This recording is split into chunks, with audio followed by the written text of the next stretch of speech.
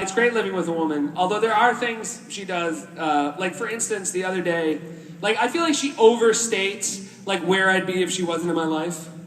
Like I love her and everything, my life's so much better, but like she overstates where I'd be without her. Like the other day I couldn't find my belt, and then she found my belt, and as she gave it to me, she's like, "Where would you be without me?" And I was like, "Fucking here without the belt."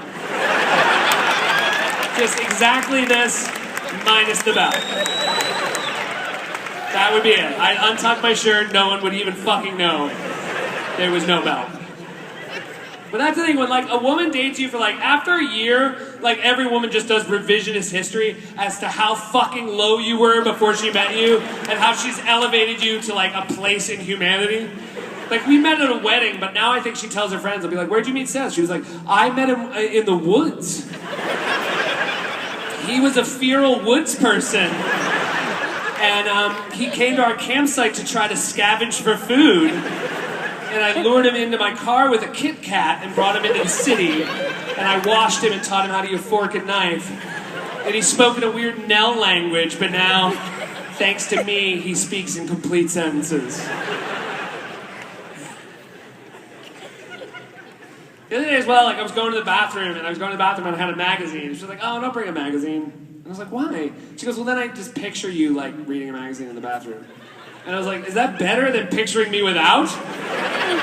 Like, you'd rather just picture me sitting on the toilet, like, drooling while I stare at a fucking shower curtain? Like, I'm trying to bring some fucking dignity to the worst thing I do. Like, I'm basically an animal when you go to the bathroom. Like, I want to be animal. I'm trying to be a centaur. From waist up, I'm trying to be human, and you don't like that." But it's funny, no matter how bad a situation like it is, like all the negatives of living with a woman are so much better based on the towel situation. My towel situation is so much greater than I could ever imagine it was. Because like every guy here, you just like, before you meet a woman, you have like just one towel. And then you meet a woman and we have so many towels. The only problem with the towel situation is that like we have so many towels that they're each for just one thing. And you can get in trouble when you use the wrong towel for the wrong thing. The one that drives me crazy is she'll be like, "Oh my god, that's a face towel, not a hand towel." And I'm like, how am I supposed to get it to my face?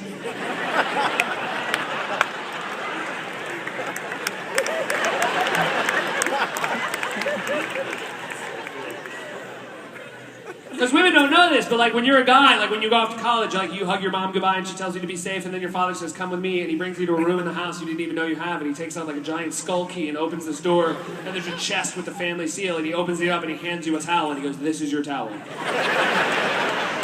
You will either meet a woman or you will die with this towel." And you're like, "What do you use this towel for, Papa?" And he goes, "You use it for all things."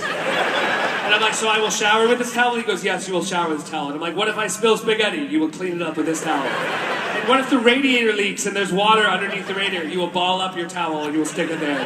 "And if you will meet a woman, you will have many towels, but if you die alone, we shall wrap you in this towel, and we will soak it in oils, and we will kick you down the river and shoot flaming bows at your one fucking solitary towel."